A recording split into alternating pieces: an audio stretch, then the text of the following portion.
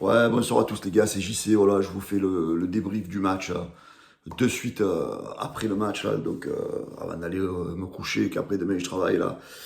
Que dire de ce match? Eh ben voilà, donc on peut dire que on y a cru jusqu'au bout, hein, on y a cru jusqu'au bout. Donc le compo de départ donc qui était attendu, donc on pensait voir hier ce soir donc Garcia dès le début du match, on a vu Murillo. Sinon l'équipe était celle que l'on attendait. Donc ce soir, donc de gros coups durs pour l'Olympique de Marseille, hein, avec la grosse blessure du jeune Nadir. Donc on va lui souhaiter le rapidement un prompt rétablissement, parce qu'à l'heure actuelle, donc a priori on entend parler de 6 mois donc j'ai bien peur que ce soit fait des croisés, donc j'en sais pas plus sur sa blessure. La blessure de Murillo, donc voilà, donc l'entrée de Luis Enrique à la place de Nadir, l'entrée de Garcia, donc la nouvelle recrue dans un match pas simple, hein, pour un nouveau joueur. Donc Onana qui était aussi aligné donc avec l'absence de Kondogbia. Et voilà, sinon le reste de l'équipe c'était une compo classique avec donc finalement la titularisation de Lopez à la place de Blanco qui était annoncé comme titulaire ce soir. Voilà, l'OM donc a tenu. Voilà, on peut pas dire qu'on a fait un match exceptionnel, hein. On a fait un match très moyen. Les Rennais, ils ont été aussi très moyens.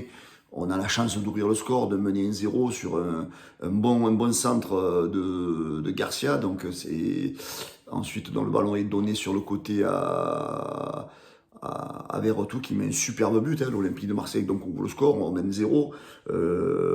Juste avant la mi-temps, un pénalty très injustifié est sifflé du côté contre l'OM, hein, pour les Rennais. Donc juste dans les arrêts de jeu de la première mi-temps. Et un superbe double arrêt, donc bravo à Paul Lopez, donc, qui a sauvé l'Olympique de Marseille, qui avait fait déjà un ou deux arrêts assez déterminants donc, sur cette première mi-temps. Donc finalement, voilà, on rentre 1-0 à la mi-temps, on se dit, voilà, on s'en sort bien, surtout au niveau des accepted goals. Normalement, bon, on peut dire qu'elle est chère, elle est bien payée pour nous, cette première mi-temps, en menant 1-0. Deuxième mi-temps, malheureusement, on prend ce but assez rapidement à la 52 ou à la 53e minute de jeu. C'est ce que peut-être fait défaut. Mais voilà, donc un match très compliqué avec l'Olympique de Marseille, beaucoup d'absence. Donc du coup, tu vas au tir au but, et ben voilà, donc certains commencent un peu à s'acharner, je vois, j'ai vite lu les réseaux, et on a un gardien qui est pas bon, il a pas arrêté un penalty.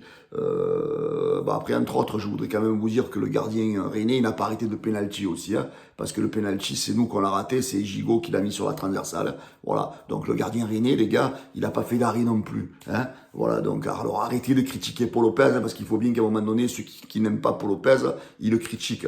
En attendant, Paul Lopez, si tu vas au tir au but, c'est grâce à lui, c'est lui qui a fait le double arrêt. Donc s'il vous plaît, certains, alors arrêtez de me gonfler avec Paul Lopez, que c'est Paul Lopez le fautif d'Assens au tir au but. Pour moi, le fautif, c'est celui qui veut se la jouer aux Marseillais, celui que tout le monde croit meilleur que Balerdi, et que pour moi, il n'est pas meilleur que Balerdi, c'est Monsieur Gigot, hein, parce que Paul Lopez, hein, il a joué tout le long un petit peu à l'intox face aux attaquants, face aux joueurs de Rennes, et ils ont pas cédé, ils ont mis le penalty, d'accord. Et la seule fois, une fois ou deux, il y est allé, le gardien, donc voir Monsieur Gigot, hein.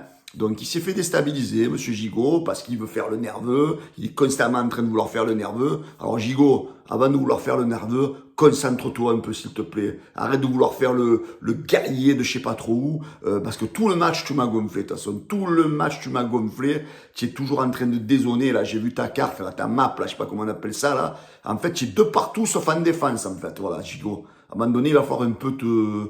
C'est pas parce qu'on t'a filé le capitana qu'il va falloir que tu te surexcites un peu, essaye un peu de te canaliser. Des fois, tu fais des fautes, tu es toujours à la limite du carton. Voilà, donc je vais pas tout te mettre dessus, mais allez me toque si t'as eu le gardien René. T'as eu, parce que tu es le seul qui est rentré dans le jeu et qui a raté ton penalty. Voilà, que dire, eh ben voilà, cette année, l'Olympique de Marseille ne gagnera pas de titre encore, parce que malheureusement, le seul titre que tu aurais pu gagner, c'est peut-être la Coupe de France, parce que le championnat, il faut pas rêver. La Coupe d'Europe, encore moins.